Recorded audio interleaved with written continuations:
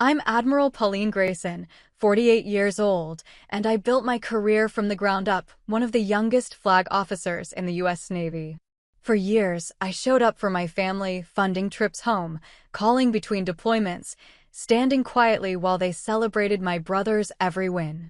But when they mocked me at his SEAL ceremony, laughed that I'd never really served, I made a choice that changed everything. Have you ever been dismissed by the people who should have been proud of you?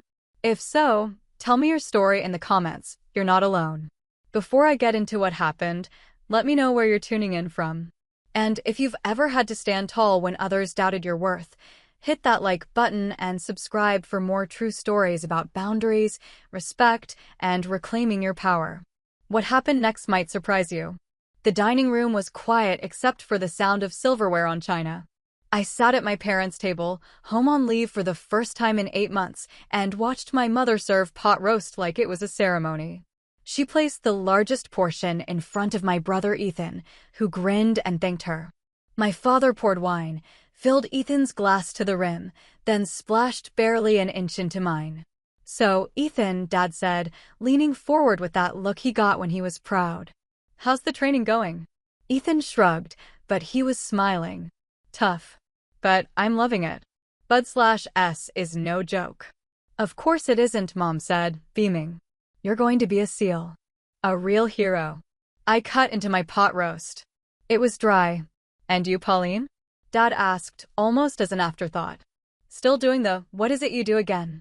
"Operations coordination," I said evenly. "Fleet logistics and strategic planning." "Right." He nodded, but his eyes had already drifted back to Ethan. "That's good. Important work, I'm sure." Mom set down her fork. "At least Ethan's serving for real," she said. "Out there in the field, you know? Actually doing something." Ethan looked uncomfortable. "Mom, I'm just saying," she continued, "it's different. Your sister has a nice job, I'm sure, but you're going to be out there saving lives." Dad raised his glass. "Yeah, not just sitting behind a desk somewhere." I didn't correct them. I could have. I could have told them about the Bronze Star I received after coordinating a carrier strike group during a crisis in the South China Sea. I could have mentioned the Navy Distinguished Service Medal sitting in a safe deposit box, because I couldn't bring it home without explaining classified operations. I could have said that my desk job involved decisions that affected thousands of sailors and millions of dollars in assets. Instead, I took a sip of wine and said nothing. This was how it had always been. Ethan was the golden child, charming, athletic, the one who made everything look easy. I was the quiet one, the one who studied too much, the one who didn't quite fit into the family narrative my parents had written. When I got into the Naval Academy, Mom said, "That's nice, honey." When Ethan made varsity football, they drove 6 hours to watch him ride the bench. When I was commissioned as an ensign, they sent a card. When Ethan got his first girlfriend, they threw a barbecue. The pattern was old and familiar, worn smooth by repetition. "How long are you home for?" Ethan asked. 3 days, I said. "Then back to Pearl." "Hawaii," Dad said, shaking his head. "Must be nice." "It's work," I replied. "Sure, but it's not like you're in a combat zone or anything." He gestured at Ethan with his fork. "Not like what this one's going to be doing." Ethan shifted in his seat. "Pauline's job is important too, Dad." "Of course it is," Mom said quickly. "We're proud of both of you. It's just, well, what Ethan's doing is more visible, isn't it? More direct." I finished my pot roast and declined seconds. After dinner, I helped Mom with the dishes while Ethan and Dad watched a game in the living room. The sound of their laughter drifted into the kitchen, easy and unforced. "You know we love you," Mom said, handing me a plate to dry. "I know. It's just that Ethan's doing something so extraordinary." "You understand." I dried the plate carefully, set it in the cupboard. "I understand." What I understood was this. My parents had decided long ago who I was and what I was worth. Nothing I did would change that narrative. Not my rank, not my service record, not the years I'd spent commanding sailors and making decisions that kept them alive. To them, I would always be the daughter who didn't quite measure up to their son. I went to bed early that night, in my childhood room with its faded wallpaper and participation trophies from sports I'd never been good at. Through the wall, I could hear Ethan on the phone with his girlfriend, his voice warm and relaxed. I lay in the dark and thought about my command staff back in Hawaii, the men and women who respected my judgment, who trusted me with their lives and careers. I thought about Commander Sandra Cruz, my executive officer, who'd told me last week that I was the best CO she'd ever served under. Then I thought about my mother saying, "At least Ethan's serving for real." The ceiling had a water stain in the corner that looked like a bird. I'd spent a lot of nights in this room staring at that stain, wondering what was wrong with me, why I couldn't make my parents see me the way they saw Ethan. I didn't wonder anymore. I knew the answer. Nothing was wrong with me. The problem wasn't mine to solve. But knowing that didn't make it hurt less. The next morning, over breakfast, Dad mentioned that Ethan's seal ceremony was coming up in a few months. "You should come," Ethan said. "If you can get leave." "I'll try," I said. "It would mean a lot," he added, and I could tell he meant it. Ethan wasn't the problem. He never had been. He didn't ask to be the favorite, didn't encourage our parents' blindness. If anything, he seemed embarrassed by it sometimes, though not enough to challenge it directly. "The whole family will be there," Mom said. "It's going to be such a special day." "I'm sure it will be," I said. Dad looked at me over his newspaper. "You could wear your uniform. Dress it up a bit." I could, I agreed. What I didn't say, I would be wearing my uniform.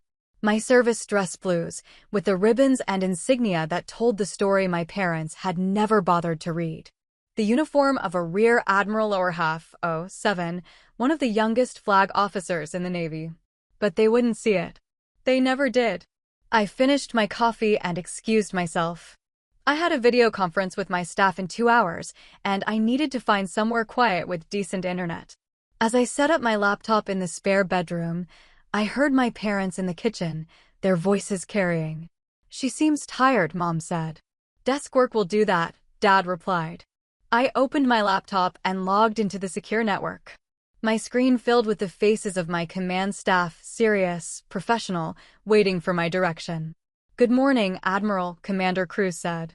"Good morning," I replied. "Let's get started." For the next 90 minutes, I was in my element. We discussed fleet readiness, personnel deployments, equipment maintenance schedules. I made decisions, gave orders, solved problems. My staff listened, took notes, asked smart questions.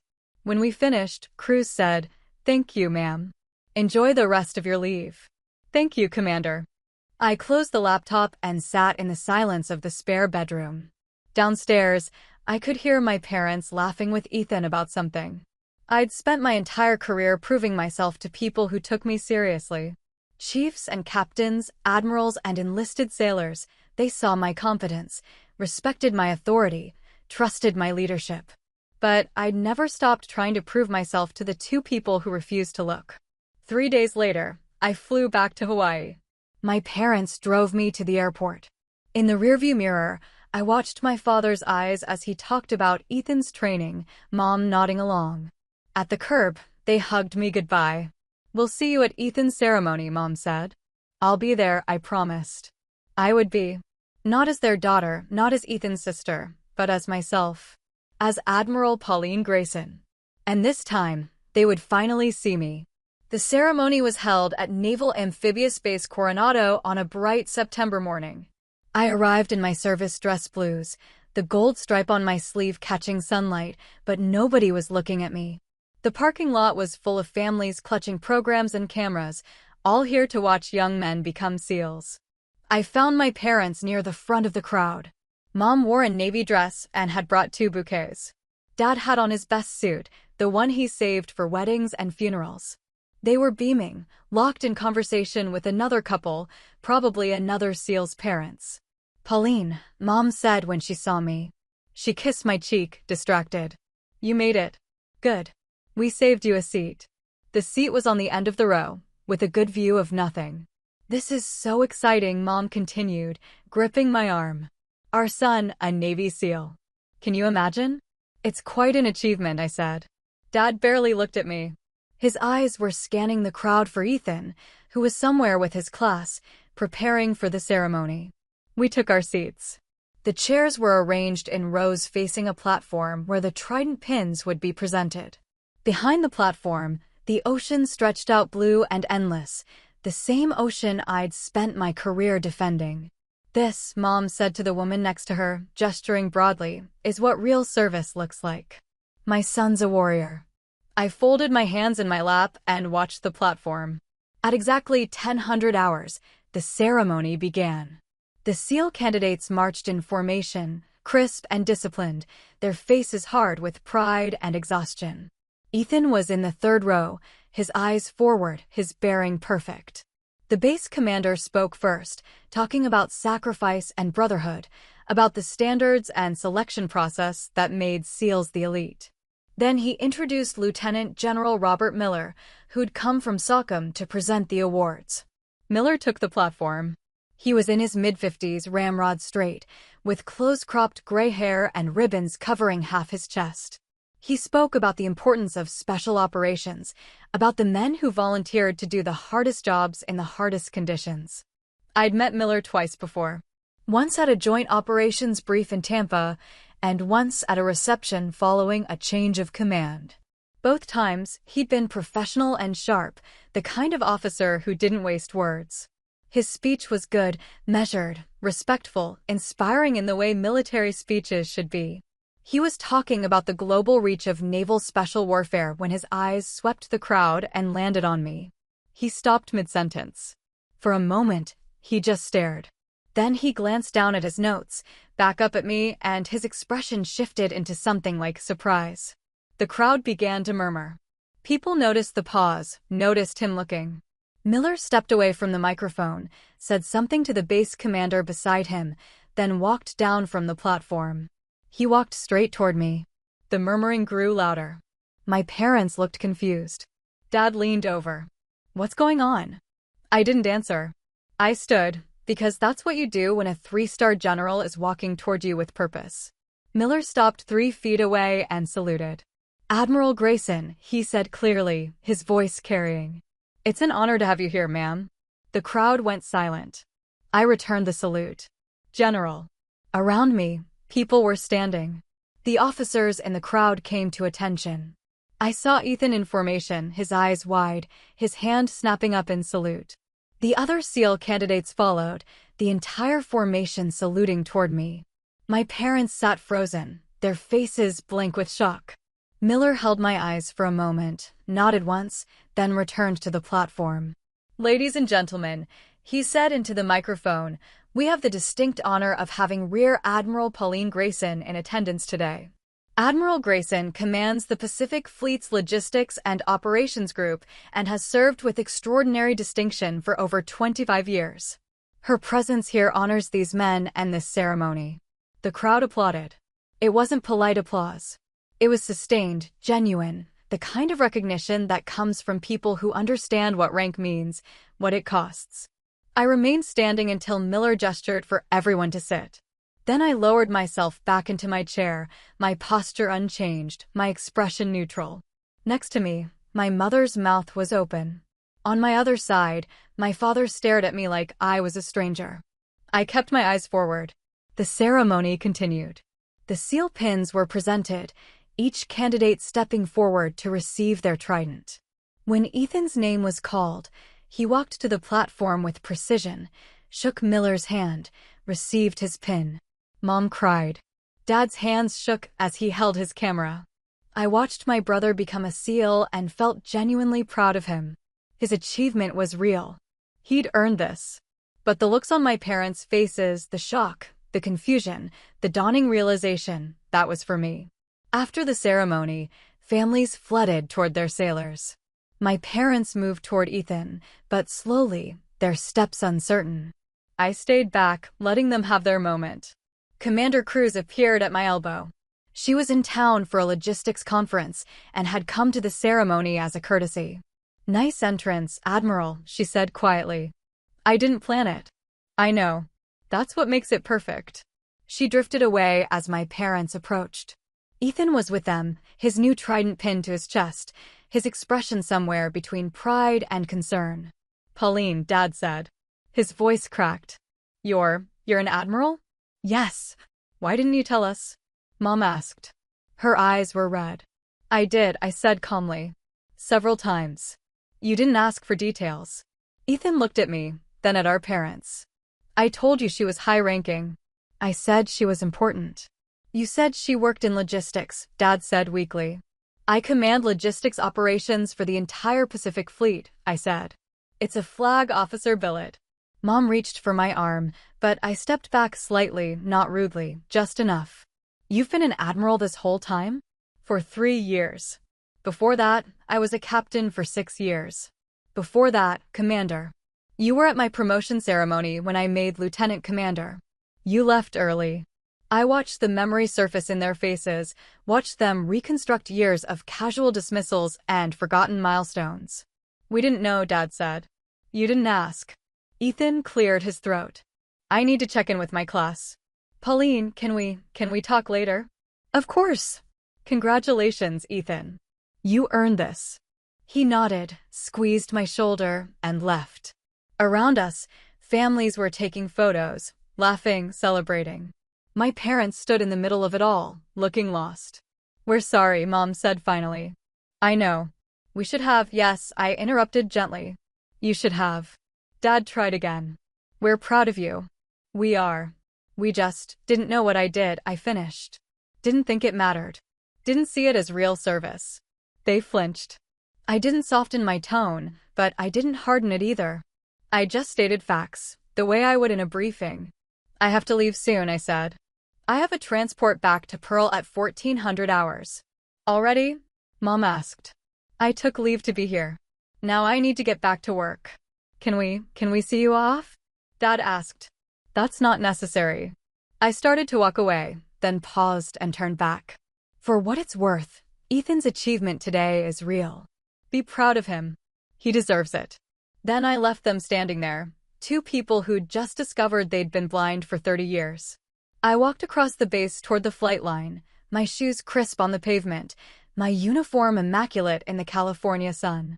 Behind me, I heard my mother crying. I didn't look back. I grew up invisible. Not neglected, not abused, just unseen in the specific way that happens when a family has already decided who matters most. Ethan was 3 years younger than me, born after our parents had spent my early childhood hoping for a son. When he finally arrived, their world reoriented around him like planets around the sun. I was 7 when he was born. I remember holding him in the hospital, this tiny red-faced thing, and feeling something shift in the room. The way Mom looked at him was different from how she'd ever looked at me. Softer. More complete. Dad had wanted a son to play catch with, to teach about cars and sports, to carry on the family name in the way that mattered to him. I'd tried to be that kid. I played Little League, earned badges in Girl Scouts, brought home straight A's. None of it was enough, because none of it was what he'd wanted. When Ethan got old enough to throw a ball, Dad spent every weekend in the yard with him. When I asked to join, he'd say, "This is brother time, Pauline. Maybe later." Later never came. I learned early to stop asking for attention and started working for achievement instead. If I couldn't be their favorite, I'd be their best. I studied harder, performed better, won more awards. My bedroom shelf filled with academic trophies and certificates of excellence. Mom would glance at them and say, "That's nice, honey," then go downstairs to watch Ethan's soccer practice. High school was more of the same. I was valedictorian. Ethan was homecoming king. Guess which one got the bigger party? I applied to the Naval Academy because I wanted structure, discipline, something that measured worth objectively. The academy didn't care that I was quiet or studious or not as charismatic as my brother. It cared about performance, about meeting standards, about excellence you could quantify. I thrived there. Plebe year nearly broke me, it breaks everyone, but I came out stronger. I made it through on discipline and stubbornness, the same qualities that had gotten me through childhood. By graduation, I was ranked in the top 10% of my class. Mom and Dad came to my commissioning. They sat in the crowd at Navy Marine Corps Memorial Stadium and watched me receive my ensign bars. Afterward, Dad shook my hand and said, "We're proud of you." Then he checked his watch and said they needed to get back for Ethan's baseball tournament. I was 22. Ensign Pauline Grayson, United States Navy.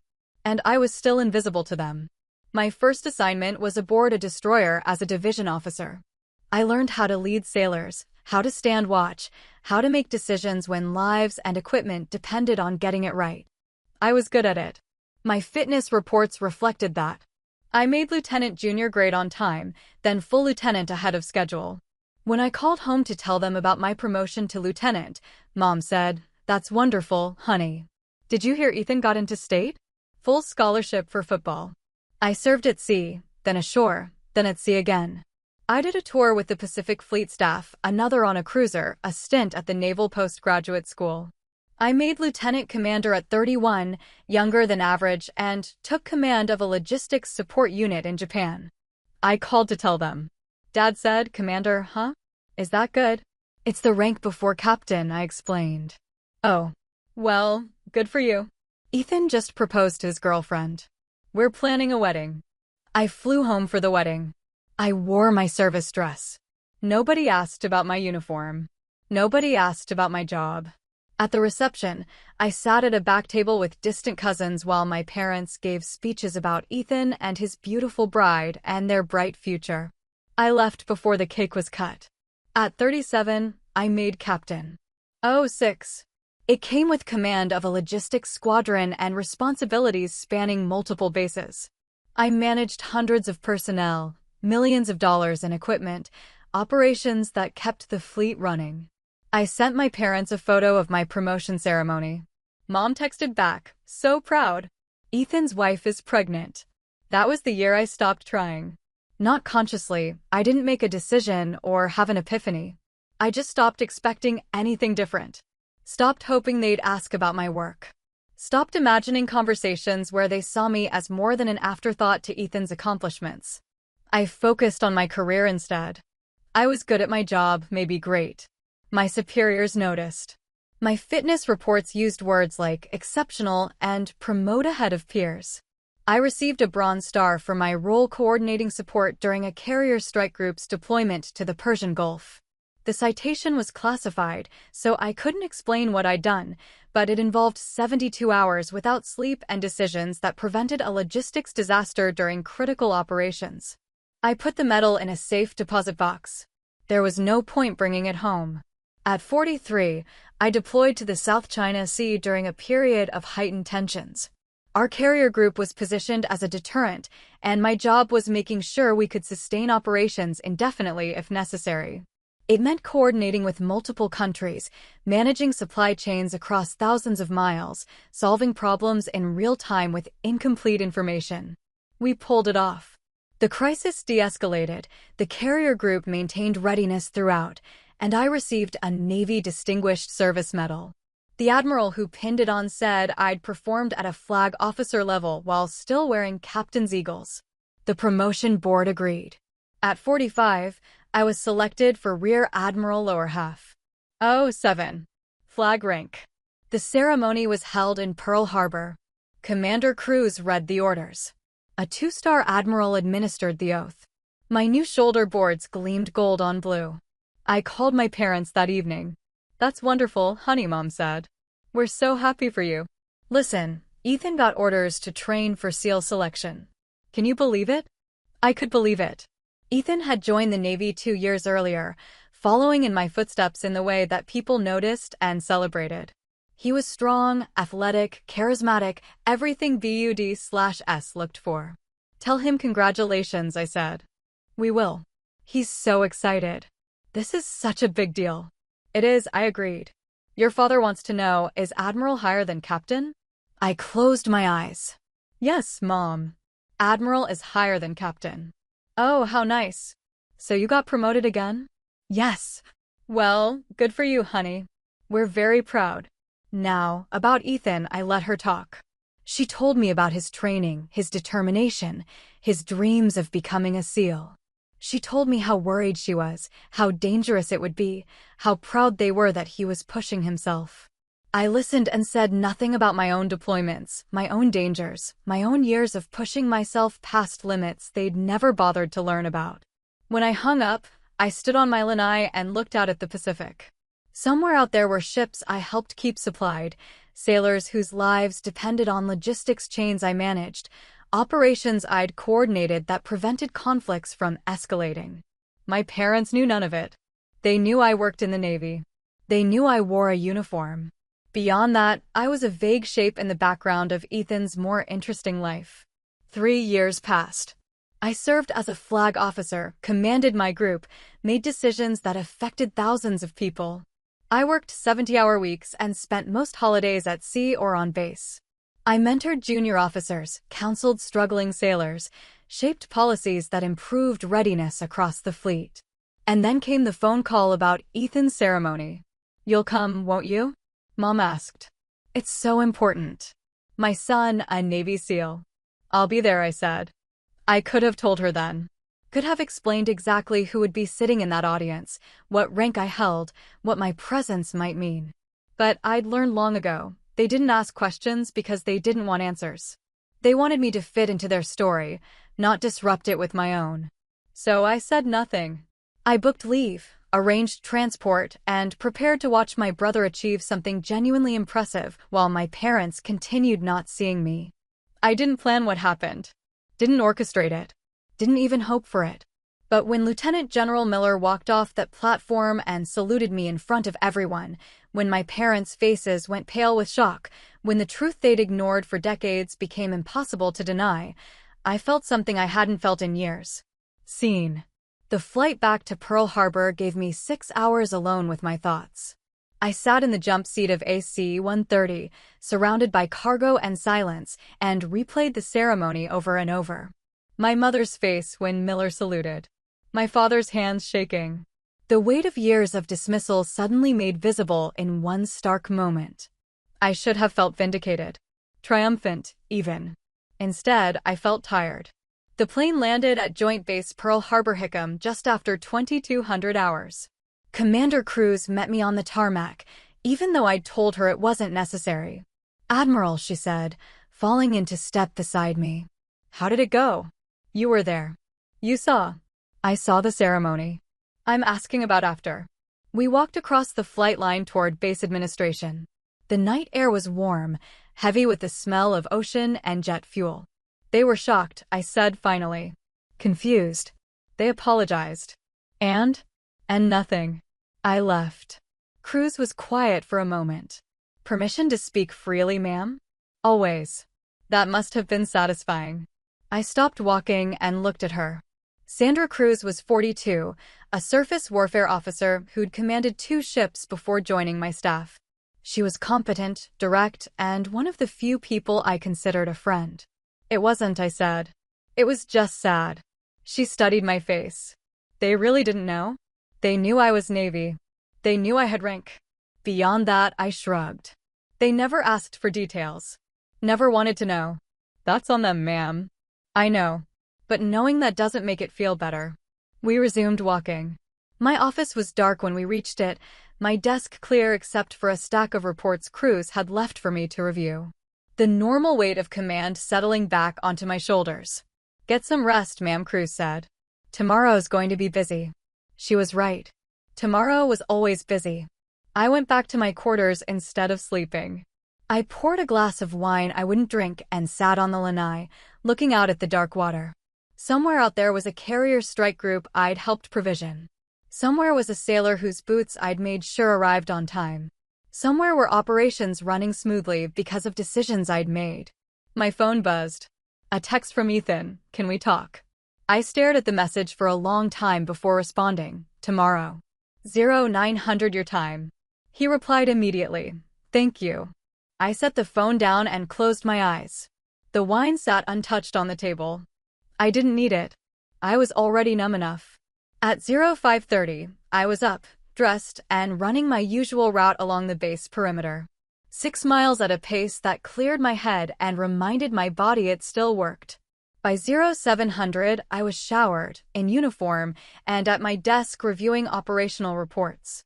Commander Cruz arrived at 0730 with coffee and an expression that meant we had problems.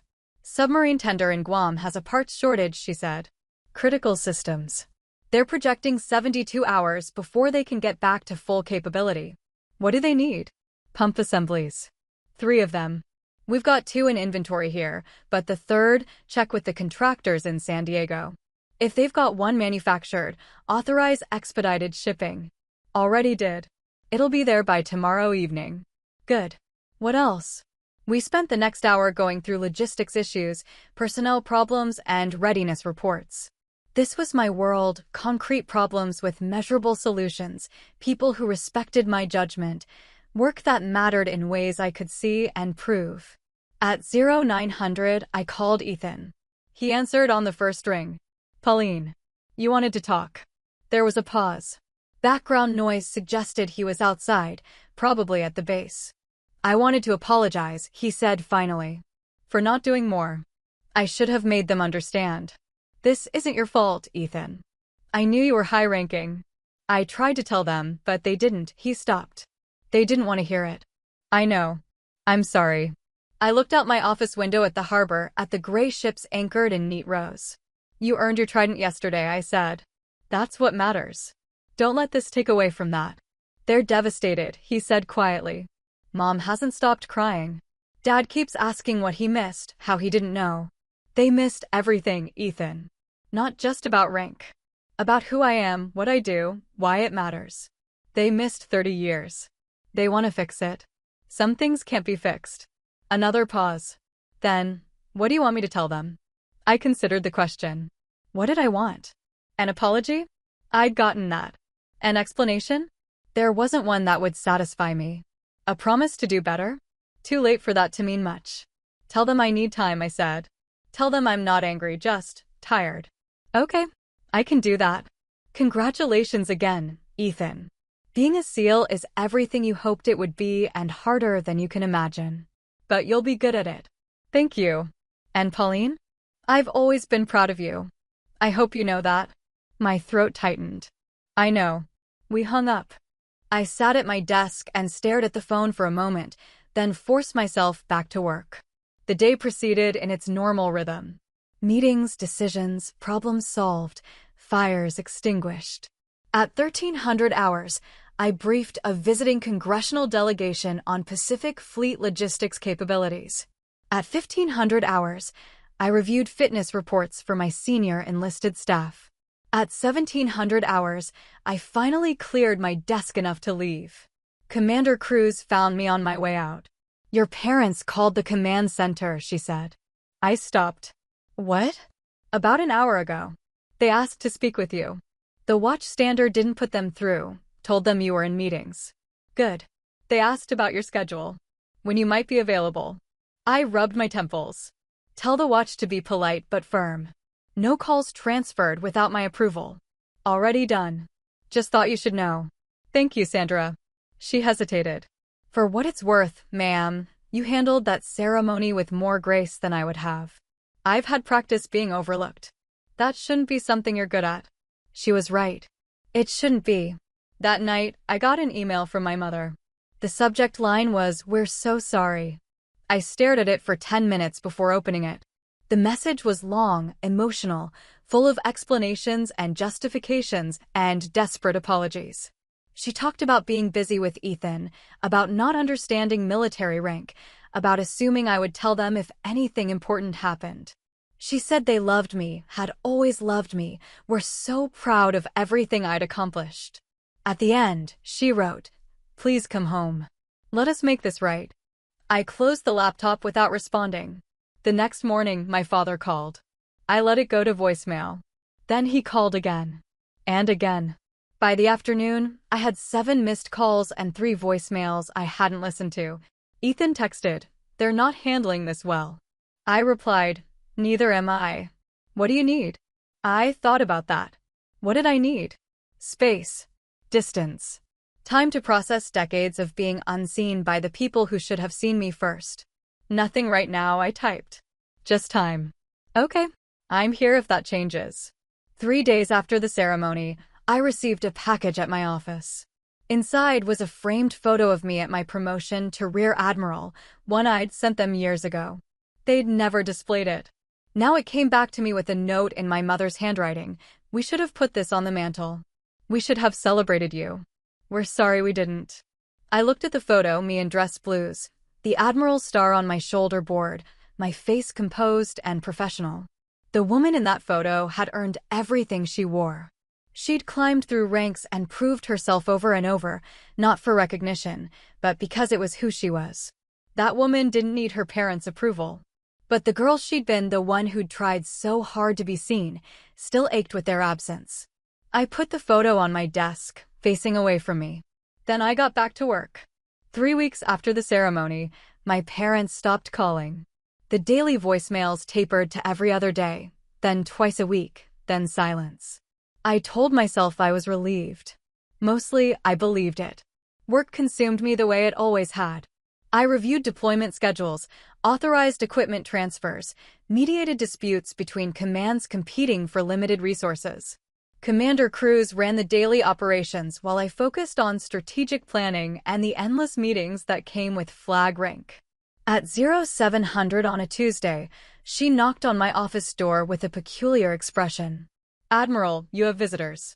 I looked up from my reports. "I don't have anything on my calendar." "I know. But they're here anyway." "Who?" "Your parents." I set down my pen carefully. "They're here? On base?" "At the visitor center. They flew in last night, apparently. They're asking to see you." My first instinct was to refuse. Send them away, make them understand that you couldn't ignore someone for 30 years and then demand an audience. But I was an admiral. I didn't hide from difficult conversations. "Bring them to conference room B," I said. "Give me 10 minutes. Cruz nodded and left. I sat alone in my office, breathing steadily, preparing myself the way I would for any challenging negotiation. They were waiting when I arrived. Mom stood by the window overlooking the harbor, her hands clasped in front of her. Dad sat at the conference table, looking older than I remembered. They both turned when I entered, and the hope on their faces was painful to see. "Pauline," Mom said. I closed the door. "You should have called first." "You weren't taking our calls," Dad said. "There's a reason for that." Mom's eyes were red, like she'd been crying recently. "We needed to see you. To talk in person." I remained standing, kept my posture formal. "You have 15 minutes. I have a briefing at 0800. "We've been talking," Dad started. "About everything. About how we treated you, what we missed. And you realize now," I interrupted quietly. "After 30 years. After a general saluted me in public and you had no choice but to see what you'd ignored." "That's not fair," Mom said. "Fair?" I kept my voice level, professional. "I made lieutenant commander at 31. You asked if that was good. I made captain at 37 and sent you a photo of my promotion ceremony. You texted back about Ethan's wife being pregnant. I became an admiral at 45, and you asked if that was higher than captain." Dad flinched. "We didn't understand, you didn't ask. There's a difference." I walked to the window, looked out at the ships. "I spent my entire childhood trying to get you to see me. I brought home perfect grades, won every award my school offered, got into one of the most competitive universities in the country. None of it mattered, because I wasn't Ethan." "We loved you," Mom said, her voice breaking. "I'm sure you did. But love and attention aren't the same thing. Love and respect aren't the same thing. You loved me the way you'd love furniture, present, functional, easy to overlook." "That's not true," Dad protested. I turned to face them. "When was my last promotion?" They looked at each other, uncertain. "When was my last deployment? What ship was I stationed on before I came to Pearl? What does my job actually entail?" I paused. "You can't answer any of those questions, can you?" Silence. "But you can tell me about Ethan's Bud/S training. About his girlfriend, his wedding, his hopes for special operations. You know everything about his life because you paid attention to it." Mom wiped her eyes. "We're here now. We're trying. Trying now. After it became public. After you were embarrassed." "That's not why," Dad started. "Isn't it? If General Miller hadn't recognized me, if that ceremony had gone the way you expected, would you be here? Would you have flown to Hawaii, demanding my time, insisting we fix this?" They didn't answer, which was answer enough. I checked my watch. "You have 5 minutes left. What do you want from us?" Mom asked desperately. "Tell us what to do. Tell us how to make this right. I want you to go home. Pauline, I want you to think about what you missed. Really think about it. Not just my rank, but everything. The nights I stayed up studying while you watched Ethan's games. The awards ceremonies you left early. The deployments I came back from to find you'd barely noticed I was gone. I want you to understand that this isn't about one ceremony or one moment. It's about 30 years of choosing not to see me. Dad's voice was rough. We see you now. Do you? Or do you see a rank that embarrassed you? Do you see an admiral? Or do you see your daughter? Both, he said. Then you're looking at someone you don't know. Because the daughter you remember learned a long time ago to stop expecting anything from you. Mom stepped forward. Don't say that. It's true. I built a career. I commanded sailors. I made decisions that affected thousands of people. I did all of it knowing you'd never understand or appreciate any of it. And I was fine with that. I made peace with it. But we want to understand now, she insisted. Now isn't enough. The words hung in the air between us. Outside the window, a guided missile destroyer was moving through the harbor, sailors on deck preparing to moor. I need time, I said finally. Months, maybe years. I need to figure out what kind of relationship we can have, if any. And I need to do that without you showing up unannounced, making demands, trying to fix something that's been broken for decades. So we just wait? Dad asked. You wait. You think. And maybe, eventually, we can talk. But it happens on my terms, my timeline. Not yours. Mom was crying openly now. We love you. I know. But love isn't enough when it comes with 30 years of blindness. I walked to the door, opened it. Commander Cruz was in the hallway, professional and discreet. Commander, please escort my parents to the visitor center and arrange their transportation off base. Yes, ma'am. I looked at my parents one last time. They seemed smaller, older, diminished by the weight of their own failure. Goodbye, I said. Then I walked away.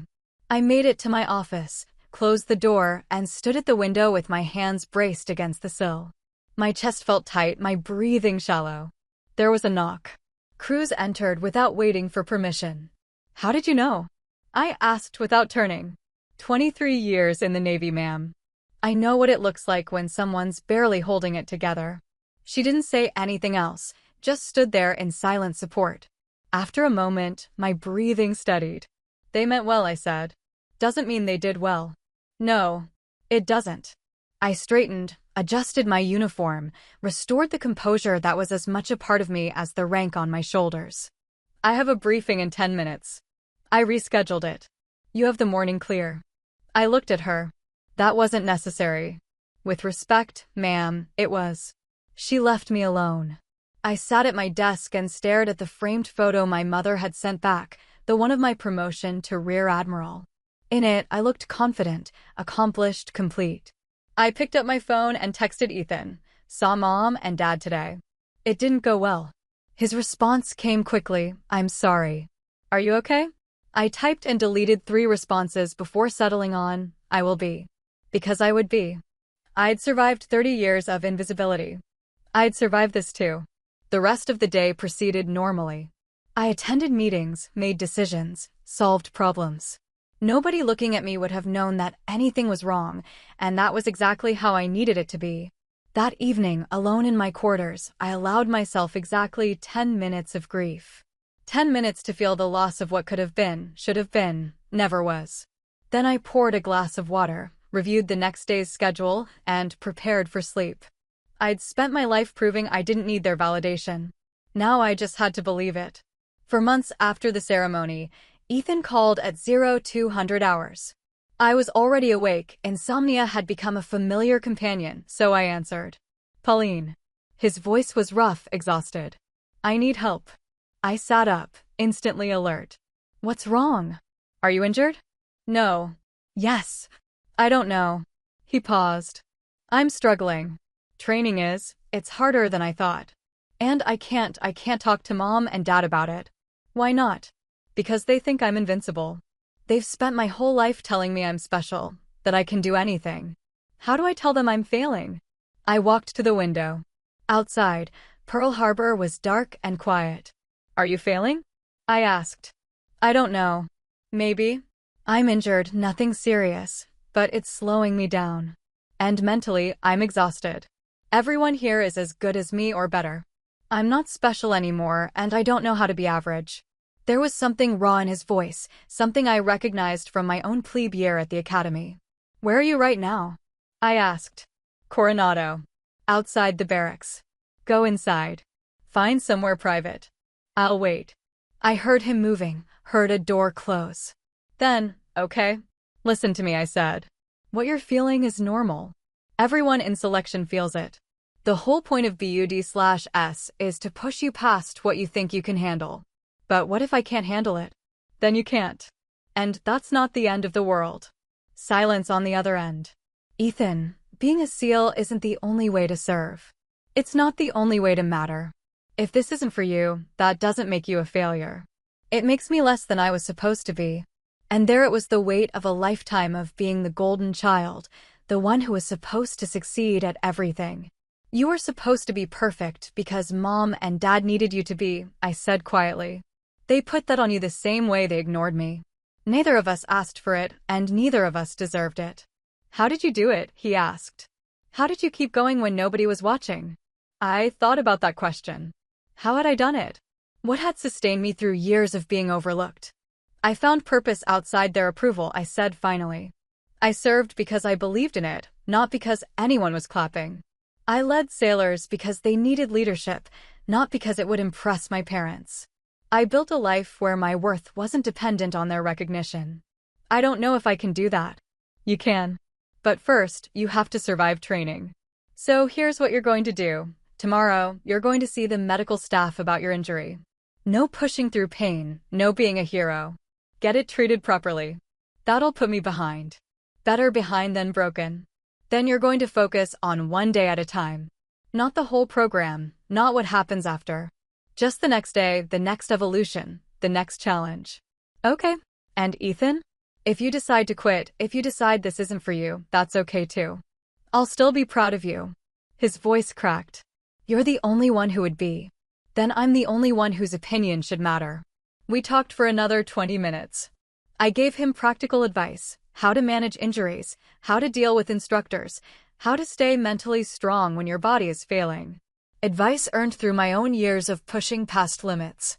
When we hung up, I lay back down but didn't sleep. Instead, I thought about my brother, the golden child who'd carried the weight of our parents' expectations his entire life, who'd never been allowed to be average or uncertain or afraid. Maybe we'd both been damaged, just in different ways. Over the next few months, Ethan called regularly. Sometimes for advice, sometimes just to talk. I became his lifeline through BUD/S, the person who understood what he was enduring without judgment or expectation. He made it through. Barely, and with more struggle than he'd ever admit to our parents, but he made it. I'm going to be a SEAL, he said when he called with the news. I know. I never doubted it. I did. A lot. That's what makes it real, Ethan. Anyone who goes through that program and doesn't doubt themselves is either lying or not human. He was quiet for a moment. Thank you. For everything. I couldn't have done this without you. Yes, you could have. But I'm glad I could help. After we hung up, Commander Cruz found me in my office. Good news? She asked, reading my expression. My brother completed training. The SEAL? Yes. She nodded. That's a real accomplishment. You should be proud. I am. He worked hard for it. So did you, she said. For your rank, I mean. You worked hard too. I looked at her, wondering where this was going. I've been thinking about what happened at that ceremony, she continued. About your parents. And I realized something. What? You spent your whole career becoming someone worthy of respect, someone who earned everything she has. And you did it without recognition or support. That's more impressive than anything your brother accomplished. That's not a competition, Sandra. I know. But sometimes people need to hear that they're remarkable, even if it's not from the people they wanted to hear it from. She left before I could respond. That evening, I received an email from Ethan. The subject line was "Thank you," and the message was simple. You're the best officer I know, and the best sister. I'm sorry it took me so long to say it. I read it 3 times, then filed it in a folder I'd labeled Things That Matter. 2 weeks later, my parents called. I'd been screening their calls for months, but something made me answer this time. Pauline, Mom said. Thank you for taking our call. What do you need? We wanted to tell you something. We've been seeing a therapist. About our family, about how we treated you. We wanted you to know we're trying to understand. I sat down slowly. A therapist? Dr. Morrison. She specializes in family dynamics. We've had 6 sessions so far. Dad's voice joined in. They had me on speaker. She's been helping us see things from your perspective. How our behavior affected you. How we damaged our relationship. That's good, I said carefully.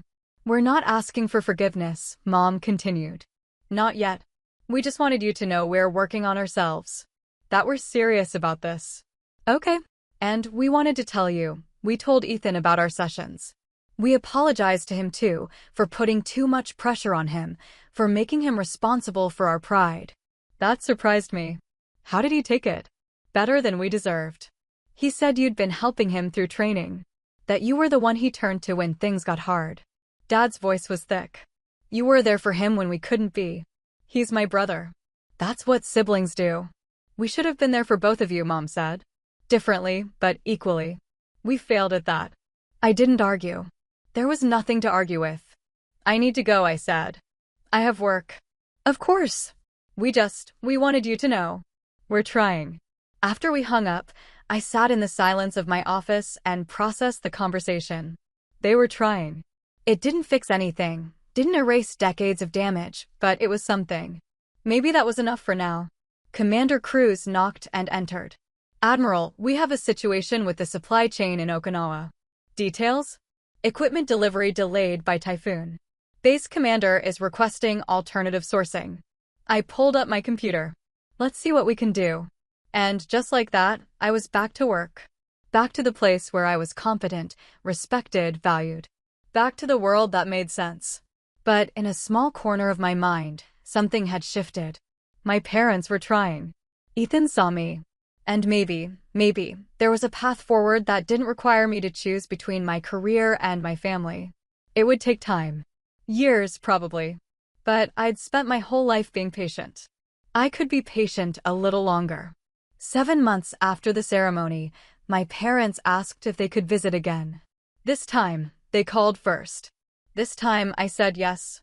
They arrived on a Saturday afternoon, during my rare weekend off. I met them at a restaurant in Honolulu, neutral territory where neither of us had the advantage. Mom looked thinner. Dad's hair had gone completely gray. They both seemed nervous, uncertain how to begin.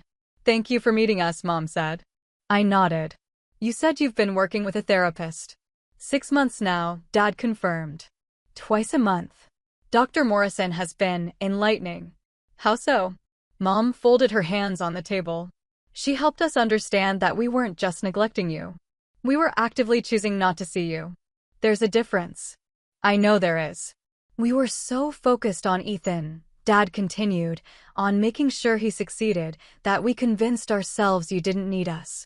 You were smart, capable, independent. We told ourselves you were fine. I was fine, I said. But I shouldn't have had to be. No, Mom agreed. You shouldn't have. And we're sorry. Truly, deeply sorry for what we put you through. The apology was better than before. More considered, less desperate. But I'd learned that apologies were easy. Change was hard. What are you going to do differently? I asked. They looked at each other, and I saw something I hadn't seen before, real uncertainty, real recognition of failure. We want to know you, Dad said. Not who we thought you were, but who you actually are. What your life is like, what your work means, what matters to you. That's going to take time. We know. We're prepared for that. Mom pulled out a small notebook. I've been learning about Navy rank structure. About what a rear admiral does, what your responsibilities are. I don't understand all of it yet, but I'm trying. I looked at the notebook. It was filled with her handwriting, notes, questions, diagrams of rank hierarchy. Dad's been reading about Pacific Fleet operations, she continued. About logistics and supply chains. He didn't know that's what you do, that you keep the entire fleet running. It's impressive, Dad added. What you've built. The scope of your command. When I think about what you manage every day, he shook his head. I'm amazed. And ashamed that I didn't know. The waiter came, took our orders, left. We sat in silence for a moment. Ethan talks about you differently now, Mom said. He told us you helped him through BUD/S. That he wouldn't have made it without you. He would have. He's tougher than he thinks. He said you told him it's okay to fail. That it's okay to be average. I smiled slightly. He needed to hear that. We never told him that, Dad said quietly. We put too much pressure on him. Made him feel like he had to be perfect. You put pressure on both of us. Just different kinds. Mom nodded. Dr. Morrison said we set Ethan up to feel like he always had to succeed, and we set you up to feel like nothing you did mattered. We damaged both of you. Yes, I said simply. You did. The acknowledgement hung between us, not angry, not accusatory, just true. Our food arrived. We ate in careful silence, testing the boundaries of this new dynamic. We'd like to visit again, Mom said eventually. If that's all right. Maybe once a month? We could learn about your work, your life here. No pressure, no expectations. Just time together. I considered the request. Part of me wanted to refuse, to maintain the distance I'd built. But another part, smaller, more uncertain, wondered if healing was possible. Once every 2 months, I countered. And you call first, every time. No surprises. Fair, Dad agreed. And if I need space, if I'm not ready for a visit, you respect that. Absolutely. And we don't talk about Ethan unless I bring him up first. Mom hesitated, then nodded. Okay. It wasn't much. It wasn't trust, wasn't forgiveness, wasn't reconciliation. But it was a start. We finished lunch. They walked me back to my car. Admiral Grayson, a voice called. I turned to see a young sailor from my command, in civilian clothes, standing nearby. Petty Officer Davis, I acknowledged. He came to attention instinctively. Ma'am, I just wanted to say thank you for approving my transfer request. My wife just had a baby, and being stationed closer to her family means everything. You're a good sailor, Davis. You earned it. Congratulations on the baby. Thank you, ma'am. He nodded to my parents, then walked away. I turned back to find them staring at me. That happens a lot, Mom said. Doesn't it? People recognizing you, thanking you. Sometimes. You matter to them, Dad said slowly. They respect you. They respect the rank. And hopefully, they respect how I wear it. We should have respected it too, Mom said. All of it. All of you. I unlocked my car. I'll call you in 2 months. We can set up another visit. Thank you, Dad said, for giving us a chance. I nodded and drove away. In my rearview mirror, I watched them standing in the parking lot, looking smaller and older and somehow more real than they'd ever seemed before. That night, Ethan called. How did it go? He asked. Better than expected. They're trying. That's good. Right? It's something. Whether it's enough remains to be seen. Fair. He paused. For what it's worth, they talk about you differently now. With respect. With pride. It's 30 years too late, Ethan. I know. But maybe late is better than never. Maybe. I wasn't sure yet. Over the next few months, my parents visited twice more. We had lunch, walked around the island, talked about my work. Slowly, carefully, they began to understand what my career actually entailed. Mom asked questions about command structure. Dad wanted to know about the ships I'd served on. They listened, really listened, when I talked about my sailors, my responsibilities, my challenges. It wasn't the relationship I'd wanted as a child. That was gone, broken beyond repair. But it might become something else. Something more honest, less painful. One evening, after they'd returned home, I received a package. Inside was a photo album Mom had made. It contained every photo of me in uniform she could find, my commissioning, my promotions, my change of command ceremonies. Photos I'd sent, and they'd filed away. Now they were mounted carefully, with captions in her handwriting describing each event, each achievement. On the first page, she'd written, "To the daughter we should have celebrated all along. We're sorry it took us so long to see you." I set the album on my shelf, next to my awards and decorations. It wasn't forgiveness. Not yet. But it was acknowledgement.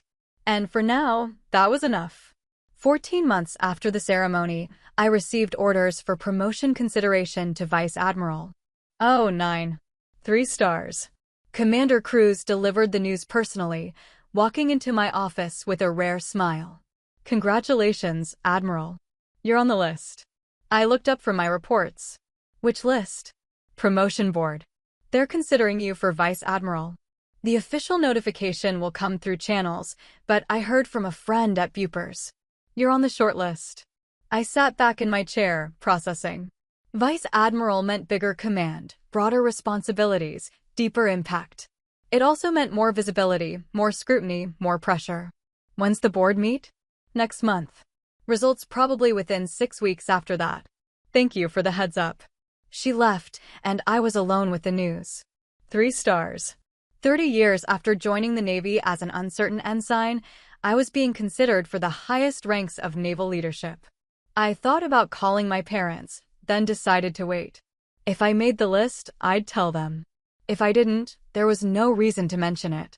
The next 6 weeks were normal: meetings, decisions, problems solved. I didn't think about the promotion board. Thinking about it wouldn't change the outcome. Then, on a Tuesday morning, the call came. Admiral Grayson, this is Vice Admiral Peters. I wanted to inform you personally, you've been selected for promotion to Vice Admiral. Congratulations. I stood reflexively, even though he couldn't see me. Thank you, sir. Your ceremony is scheduled for 8 weeks from now at Pearl. We'll send the formal details through your command. You've earned this, Pauline. Your record is exemplary. After we hung up, I stood at my window and looked out at the harbor. Somewhere out there were ships I'd helped provision, sailors I'd helped lead, operations I'd helped execute. 30 years of service, distilled into 3 stars. Commander Cruz knocked and entered. I heard, "Congratulations, Admiral." Or should I start practicing Vice Admiral? Not yet. How do you feel? I considered the question honestly. Proud. Tired. Ready. Your parents will be thrilled. Probably. She studied my face. You're not going to tell them yet, are you? I'll tell them after the ceremony. Not before. Why? Because this one is mine. I don't want to share it with their opinions or their pride or their attempts to make up for lost time. This promotion, I earned it without them. I want to celebrate it the same way. She nodded. Understood, ma'am. The next 8 weeks passed in preparation.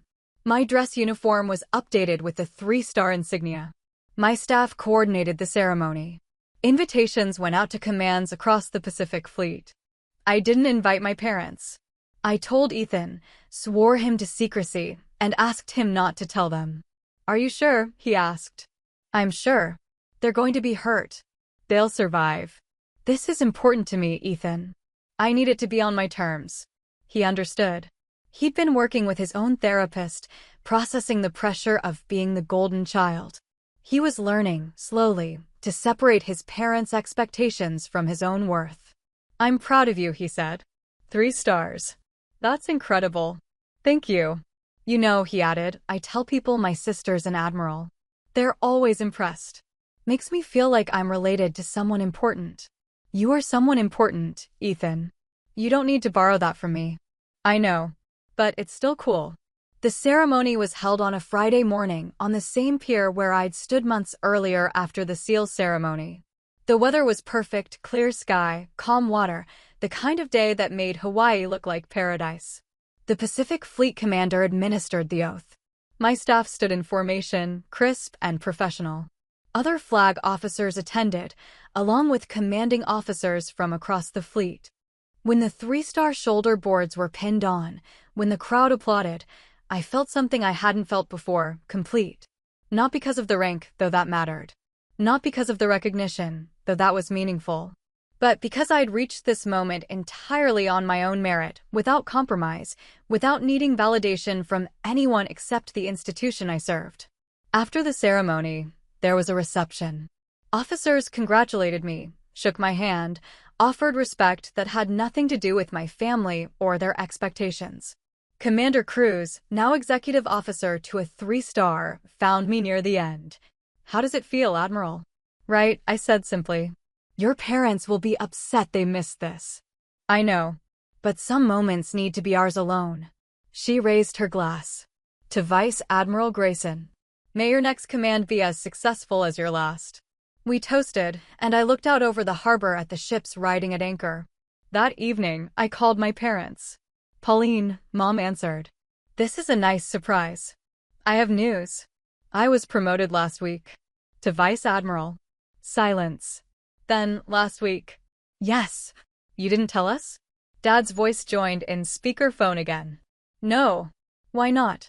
Mom asked, hurt evident in her voice. "Because I needed that moment to be mine. Just mine. Without your pride or your guilt or your attempts to make up for the past. I earned 3 stars through 30 years of work you never bothered to understand. I wanted to celebrate that achievement without you." More silence. "That's fair," Dad said finally. "That's more than fair. We would have liked to be there," Mom said quietly. "I know. But I needed it more than you did. Can we?" She paused. "Can we at least see photos? Can you tell us about it?" I considered refusing. But they'd been trying, in their own stumbling way, to rebuild what they'd broken. "I'll send you photos. And next time you visit, I'll tell you about it." "When can we visit?" Dad asked. 2 months. Like we agreed. "Okay. And Pauline? Congratulations. We're proud of you." "I know. But your pride isn't why I did it." We hung up. I stood on my lanai with a glass of wine I actually drank this time and watched the sunset over the Pacific. My phone buzzed. A text from Ethan. "Saw the photos Cruz sent me. You look like a badass. 3 stars suits you." I smiled and replied, "Thanks. How's the team?" "Good. Deployed next month. Probably can't tell you where." "Probably not. Stay safe. Always. Love you, sis." "Love you too." I set the phone down and thought about the path that had brought me here. The years of being overlooked, the quiet determination, the refusal to let their blindness define me. I'd built a career worth respecting. I'd earned rank worth celebrating. I'd become someone worth knowing, not because of my family, but despite them. And now, finally, they were beginning to see it. Whether they truly understood, whether we'd ever have the relationship I'd wanted as a child, that remained uncertain. But I'd stopped needing their validation. I had my own. The next morning, I arrived at my office at 0600. My new responsibilities included oversight of Pacific Fleet logistics and strategic operations across 13 time zones. The scope was enormous, the stakes high, the work meaningful. Commander Cruz was already at her desk. "Ready for your first day as a 3-star, Admiral?" "I've been ready my whole career." She smiled. "Yes, ma'am. You have." I sat down, pulled up my reports, and got to work. Out there, across the Pacific, were ships that needed provisions, sailors who needed support, operations that required coordination. My job was making sure they succeeded, making sure they came home, making sure the fleet remained ready. It was work I was good at. Work that mattered. Work that defined me more than any family relationship ever could. My parents would visit in 2 months. We'd have lunch, talk about my promotion, continue rebuilding something that might eventually resemble a relationship. But whether they understood or not, whether they were proud or not, whether they finally saw me or not, none of it changed who I was. I was Vice Admiral Pauline Grayson, United States Navy. I commanded thousands of sailors, managed billions of dollars in resources, and made decisions that shaped Pacific operations. I'd earned every inch of the 3 gold stars on my shoulder boards. And I'd done it by refusing to be invisible, even when the people who should have seen me first chose to look away. That was my victory. Not the ceremony, not the moment of public recognition, not their belated apology. My victory was becoming someone I respected, someone I was proud to be, someone who didn't need their validation to know her worth. I looked out my office window at the harbor, at the gray ships preparing for another day of operations. Then I turned back to my computer and got to work. Because the mission continued. The fleet needed leadership. And I was exactly where I was supposed to be. Doing exactly what I was meant to do. On my own terms. Finally. That's where I drew the line and kept it. If this hit home, tap like, subscribe, and share it with someone who needs the reminder. Your worth doesn't require permission. Tell me in the comments, have you ever been dismissed by family and had to set a boundary? What finally made you stop proving yourself to people who wouldn't see you? If you served or supported someone who did, How did recognition, or the lack of it, shape your relationships? What would being seen look like for you right now? After a public reveal like mine, would you reconcile or keep your distance? Why?